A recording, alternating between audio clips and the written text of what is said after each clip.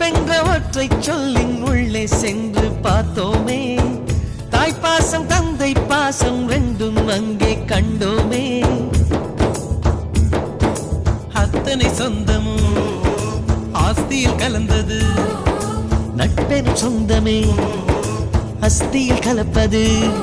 ஒரு சின்ன வேதனை வந்தாலும் அலைக்கோது என்ற கை நண்பன் கை. நாம் என்ன சாதனை செய்தாலும் அது நண்பன் தருகிற நம்பிக்கை.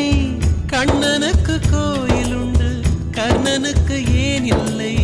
நட்புக்கு ஒரு கோயில் கட்டு, அதில் ஒன்றும் தவறில்லை. எங்களின் வீடு இன்று ஒரு ஏழை நிலாதான், எங்களின் பின்னால் நட்புக்கு ஒரு தாஜ்மஹால்.